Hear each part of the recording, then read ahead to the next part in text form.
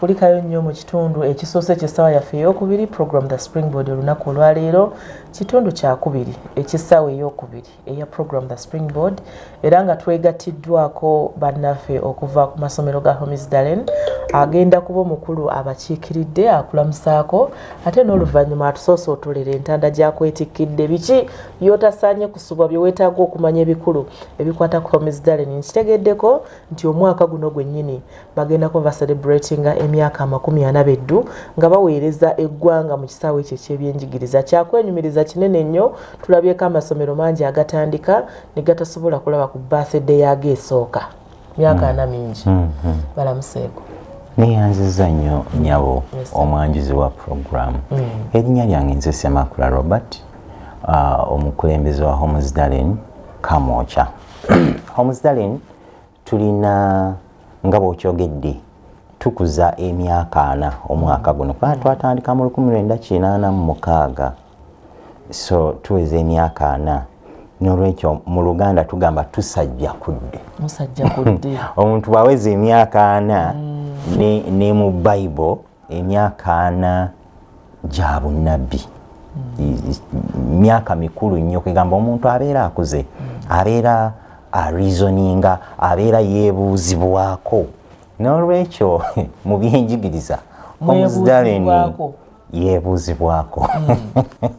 Naye nga tulina Homisdalen Kamwokya, nze Ssemakula Robert gyentuula, tulina Homisdalen Kyebando owulidde yatandika mu 1999, then tulina Homisdalen Gayaza campus is our biggest campus and we are very proud of it.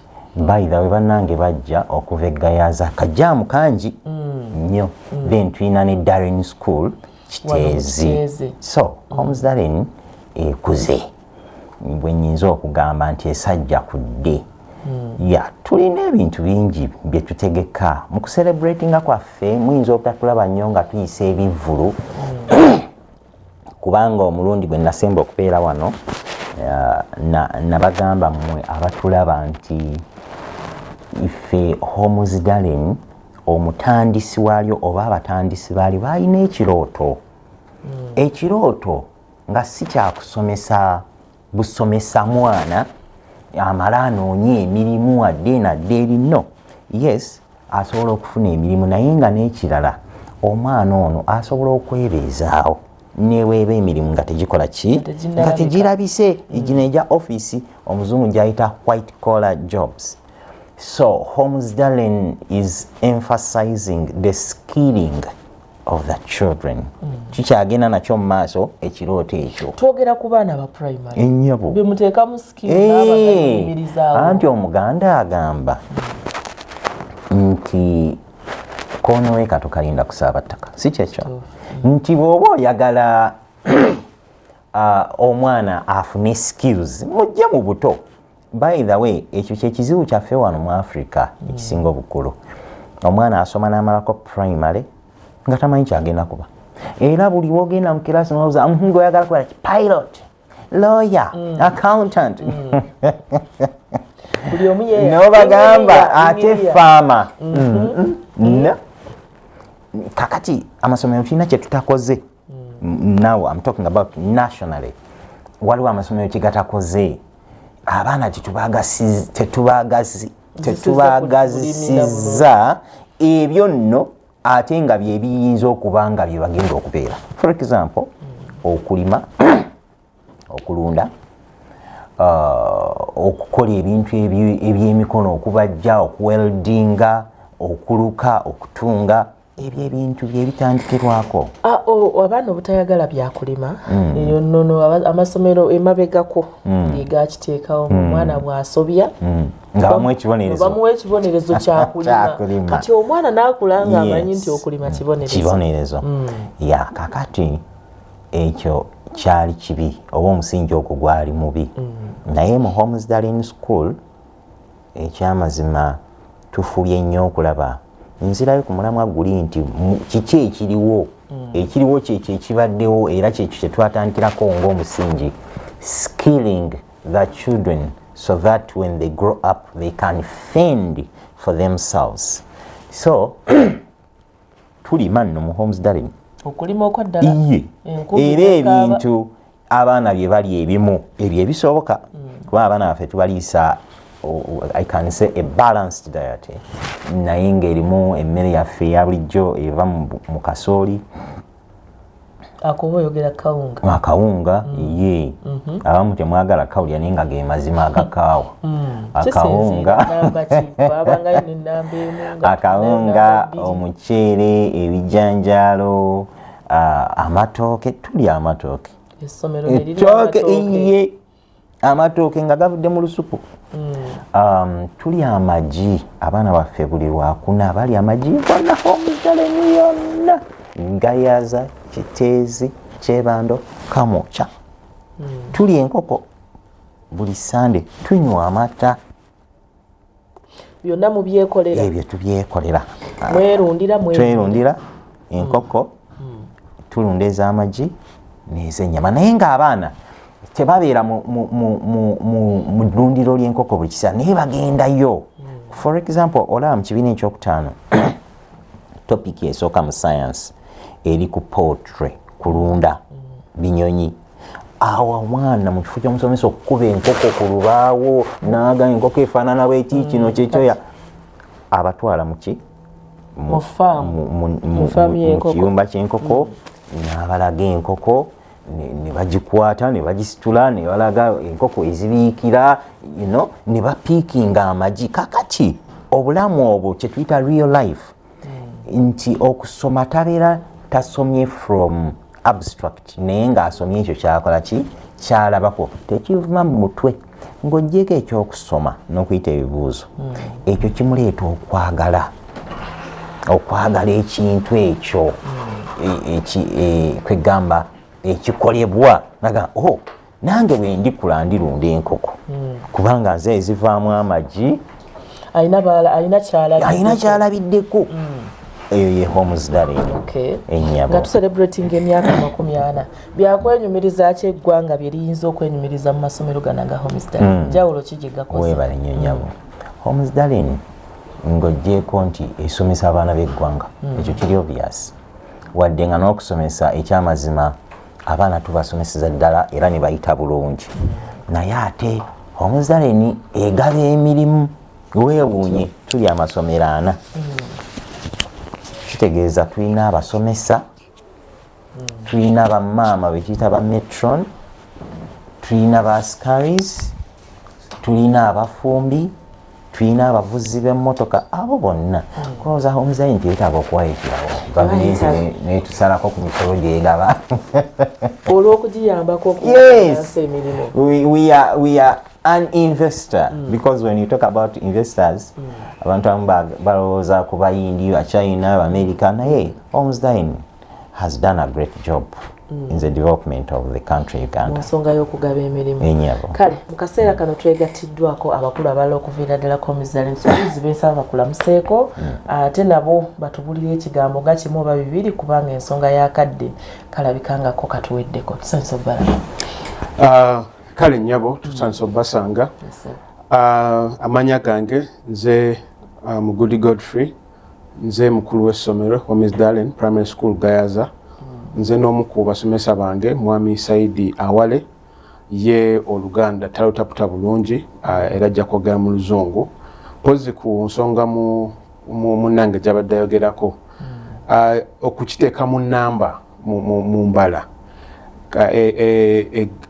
Gayaza tulina abasomesa abasoma mu 100 kakati tulina bw'ogattagattamu abaweereza ku kampasi eyo tuli abaweereza 3 nga mu 6 omuli abasomesa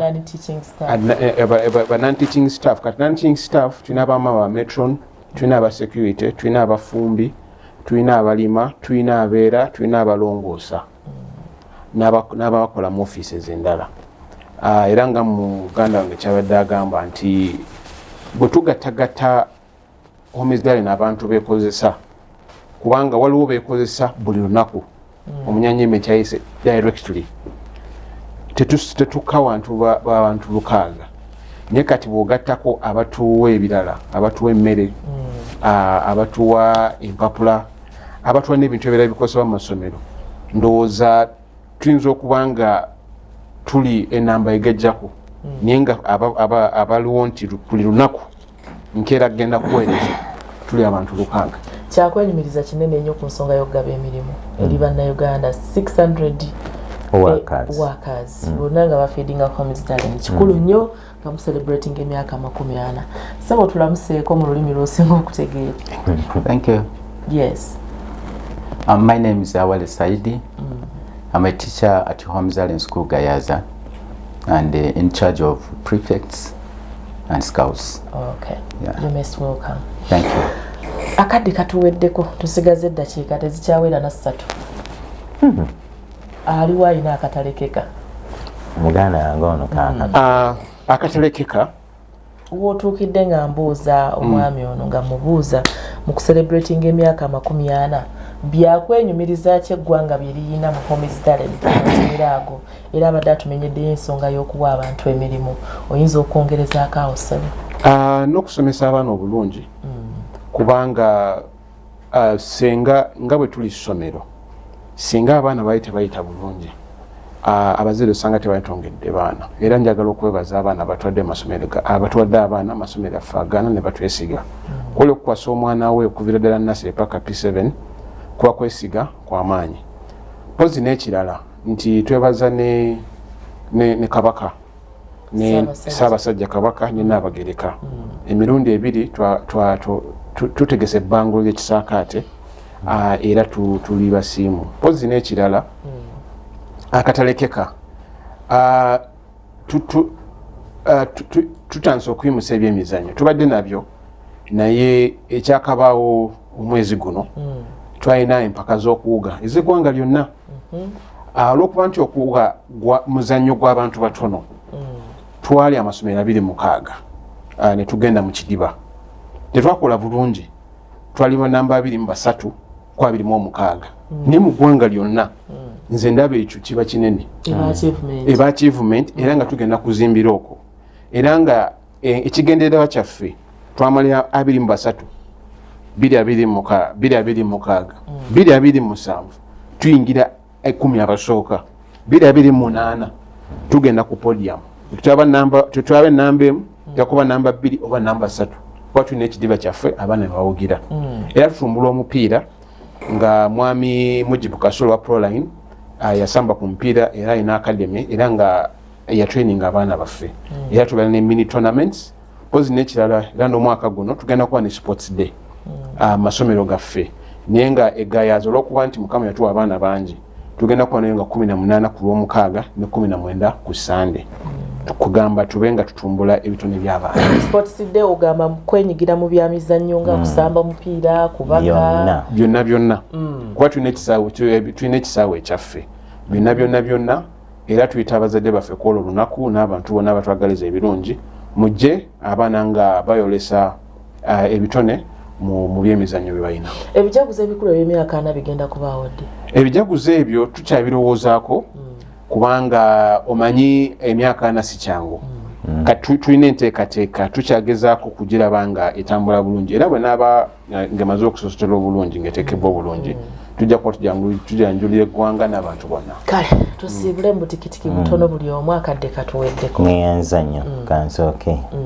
nsanyuse nnyo okunyaniza wano ku KTV mu Nasingo njagala kubagamba nze ng'atuula ekamwokya nkyalina ebifo bampa abaana tebajja kwejjusa n'omwaka guno nkyabawandiisa okuva mu baby class paka mu kibiina eky'omukaaga mbeetaaga abaana nja kubalabirira bulungi ate nja kubasomesa. Ebisaanyizo si bingi nti omwana alina okuba nga apafominga bulungi bw'ati ne bw'ati bamuleete ffe tumukyuse ffe tujja omukyusa nkyagadde ekyo sebo mu sekendi 2 nina ebifo naawe okyayina enkyalina era nkyayingiza kubanga tukozesa interview kulaba wooli tugatte ku ekyo so si kungoba si kugoba tukozesa interview kulaba wooli tugatte ku ekyo kuba lino ssomero bbanguliro mwe mulina okuteekamu omwana kye mwagala kale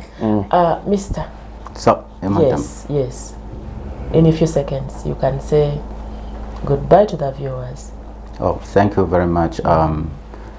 Regarding like prefects, I want to encourage our parents to really nurture our children even at home during holidays and so on. In Holmes Darling schools, we organize weekly trainings for these prefects. I encourage them, like in Gayaza, to let, especially those in the day school, to allow them to bring the children so that we have training for them weekly. And the scouts, we have our camp we use are organized for all the branches of Holmes Darling schools from 25th to 28th. That is April. Immediately after our holidays, our children will go for training camp. I encourage also the parents to allow children to go and have training. Thank you very much. Okay. Tetugenda kusuka kao program the Springboard olunaku olwaliro bwete bwetambudde Holmes Darling schools batendekera ddala omwana ne bamubangula okujjako ng'oggyeko ebyo bamusomesa mu class bamugattako ebintu ebirala bingi nnyo okwekkiririzaamu omwana n'omusanga ku myaka emito ng'asobola okuyimirira mu bantu boldly n'ayogera n'aggusa ensonga n'owuliriza reasoning ng'esinga oluusi n'ey'abantu abakulu abamu sigambye nti bona munasingo Mary na Mirimo musibe bulungi.